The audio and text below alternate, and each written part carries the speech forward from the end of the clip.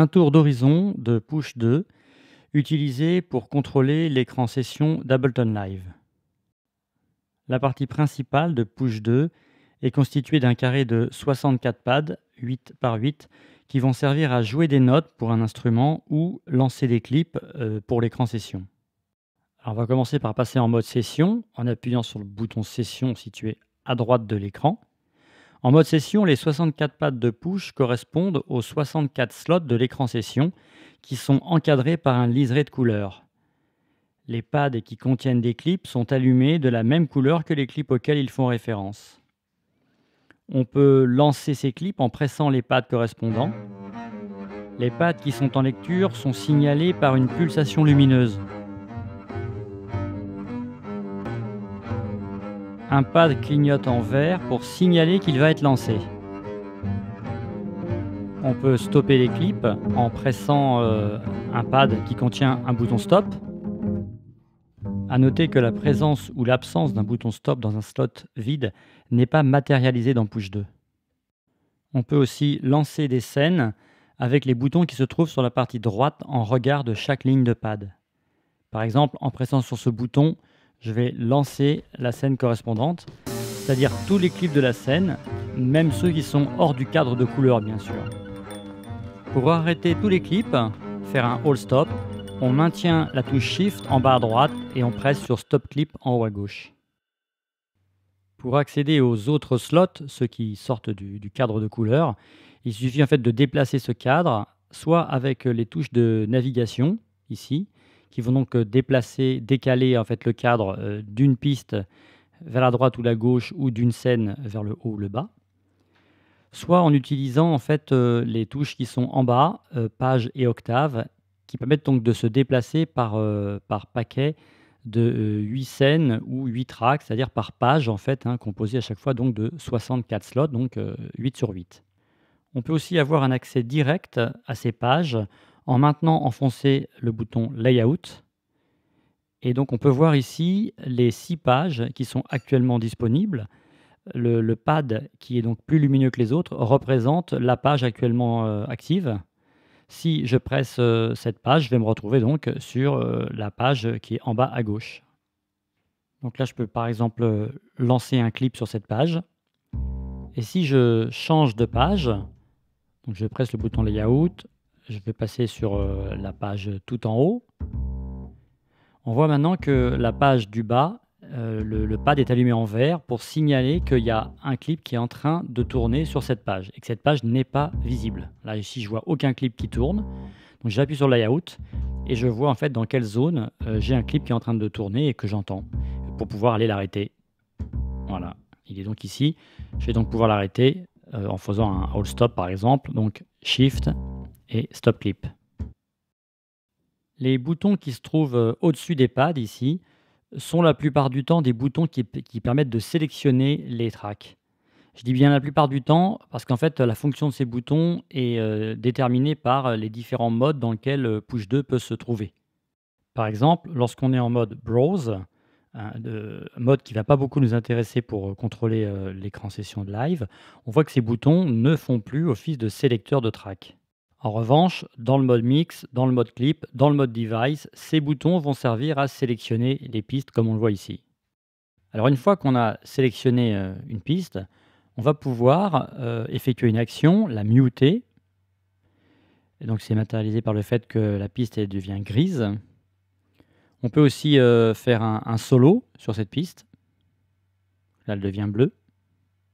Et on peut aussi lancer un stop clip sur la piste pour arrêter tous les clips de la piste. Alors on va donner un petit exemple.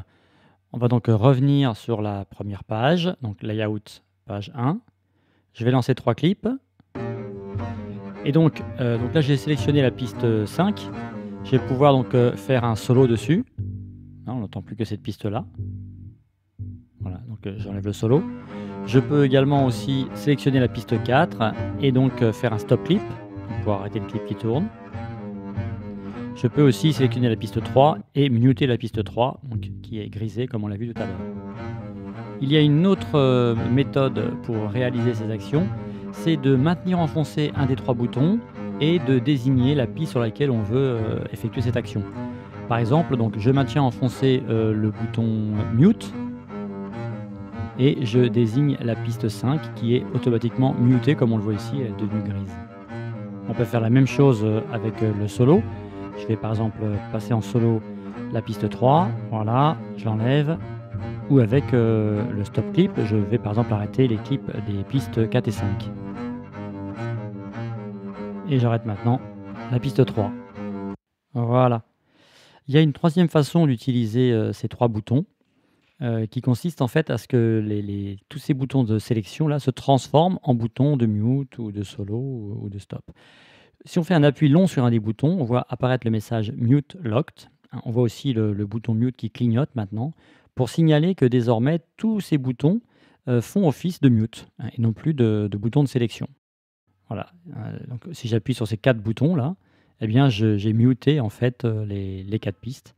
Comme on peut le voir, elles sont grisées comme on avait vu tout à l'heure lorsqu'une piste est mutée. Et il suffit de rappuyer sur le bouton pour sortir de ce mode et retrouver des boutons de sélection de pistes. Voilà. Ça fonctionne de la même façon, bien sûr, pour le solo et pour le stop clip. À noter aussi la présence de ce bouton qui permet donc de sélectionner le master, lui, hein. Ce bouton qui est donc en face des 8 boutons de sélection, lui, il servira toujours à sélectionner le master. La partie supérieure de push 2 comprend donc le display, les softkeys ainsi que les 8 encodeurs au-dessus donc des softkeys. Tous ces éléments auront des fonctions qui dépendront du mode choisi avec les boutons à droite du display. Si j'appuie une première fois sur Mix, je vais avoir dans le display les niveaux des 8 pistes encadrées. Alors actuellement, Push 2 me présente ces niveaux parce qu'on a sélectionné la page volume ici, hein, avec la socket qui est en face. Donc je peux actuellement, avec les encodeurs, modifier les volumes, mais je peux passer sur la page panoramique pour ajuster les panoramiques, sur la page Send pour les Send, etc. Si je rappuie une deuxième fois sur le bouton Mix, je vais cette fois donc devoir sélectionner la piste qui m'intéresse. Et une fois qu'elle est sélectionnée, je reste sur les encodeurs, tous les contrôles simultanément, le volume, le panoramique, les send. Alors ceci dit, hein, comme tout à l'heure, on a plusieurs pages de disponibles.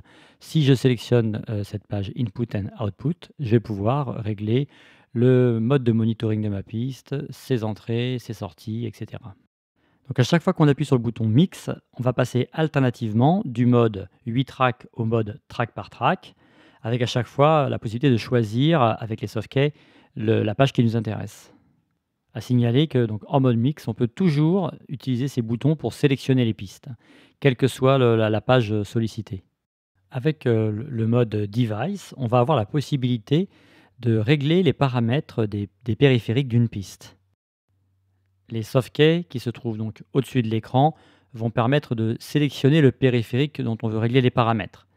Sur cette piste, il n'y en a qu'un, mais je vais aller chercher donc une autre piste. Voilà, donc là on a 2 effets, un compresseur, une EQ. Donc là c'est le compresseur qui est sélectionné, hein, donc je peux maintenant sélectionner l'EQ et donc avec les encodeurs qui sont au-dessus du display, je vais pouvoir donc modifier les paramètres de mon EQ. Chaque encodeur a une fonction et ces fonctions peuvent changer. Donc pour les changer, je rappuie une deuxième fois sur le bouton de sélection de mon effet, alors qu'il est déjà sélectionné, hein, et on voit que du coup en bas, on a on va dire des menus, hein, qui permettent donc d'affecter aux encodeurs d'autres fonctions.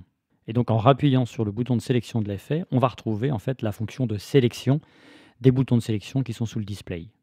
Voilà, donc on voit qu'on peut en fait naviguer entre les différents effets qui sont affectés à une piste, mais il est plutôt recommandé en jeu, hein, de centraliser en fait les différents effets dans un rack d'effets et donc de centraliser toutes les commandes utiles, comme on le voit ici sur des macros dans un rack d'effets. Le mode clip, dont l'utilisation est peut-être moins évidente en jeu, va permettre de présenter donc dans le display et donc sous les encodeurs les principaux paramètres de la sample box ou de la note box. Voilà, donc pour sélectionner le clip dont on veut changer les paramètres, on appuie sur la touche Select et puis on tape bien sûr le pad correspondant et on voit apparaître le nom du clip sélectionné et donc tous les paramètres de la sample box puisqu'il s'agit ici d'un clip audio. Bien évidemment, dans le cas d'un clip MIDI, on aura les paramètres de la notebox. On va aussi pouvoir utiliser Push 2 pour déclencher les pads d'un drum rack dans lequel on aura mis des sons. On va donc, pour ça, passer en mode note ici et bien sûr, on va sélectionner avec les boutons de sélection de piste, la piste concernée. Donc, dans mon cas, c'est bien la piste 1 et donc maintenant, en fait, les pads ne représentent plus des slots, mais les pads à proprement parler de notre drum rack. Donc on a directement accès là, dans ce mode-là, à 64 pads du drum rack sur les 128 disponibles en total sur le drum rack. En fait, ces 64 pads sont à diviser en 4 cadrans de 16. Un cadran en bas à gauche, un en haut à gauche, un en bas à droite et un en haut à droite. Le cadran du push en bas à gauche correspond au cadre de sélection qui est matérialisé dans l'instrument. Voilà, donc on a ce pad-là, c'est celui donc qui est en bas à gauche du cadre et donc pour accéder au pad qui est en haut à droite, c'est ce pad-là. On peut accéder donc au pad supérieur, d'abord donc par le cadran en haut à gauche, puis le cadran en bas à droite, qui continue à monter, voilà, hein, et pour finir, avec le cadran, en haut à droite, hein, où on va donc pouvoir atteindre les notes les plus élevées. Pour atteindre d'autres notes, on va se servir du touch strip ici, qui permet donc de déplacer le cadre de sélection. Alors pour se repérer, on voit qu'on a des petits points, plus ou moins lumineux. Donc les points les plus lumineux, en fait, désignent le cadre de sélection, alors que les points les moins lumineux désignent l'endroit dans l'instrument où il y a, des sons dans les pads. Donc lorsque on désire aller à un endroit, par exemple ici, il suffit de faire glisser les points lumineux vers l'endroit, des points non lumineux et on va retrouver donc là les pads qui sont disponibles pour le jeu. En appuyant sur le bouton, Layout, on va pouvoir, restreindre les pads à juste le cadran en bas à gauche, donc qui correspond au cadre matérialisé dans l'instrument. En fait, hein, c'est surtout intéressant lorsqu'on utilise, le séquenceur, hein, donc on va en général plutôt utiliser évidemment le mode layout où on va avoir les 64 pads. Alors j'en profite pour signaler qu'en fait tout à l'heure en sélectionnant ma piste 1, j'ai par mégarde en fait développé ma piste 1. La piste 1 c'est un drum rack et donc on voit ici apparaître, toutes les chaînes, qui sont dépendantes de drum rack. Donc c'est parce que j'ai appuyé 2 fois en sélectionnant la piste que j'ai développé en fait, ma piste, qui contient donc des chaînes. Voilà. Donc il suffit de rappuyer, une fois de plus hein, sur la piste pour la replier. Voilà, c'est aussi simple que ça. Chaque fois qu'on appuie sur le bouton, alternativement, on déplie, on replie. Donc on a vu comment jouer, un drum rack, en mode note. En mode note, on peut aussi bien sûr jouer un instrument mélodique.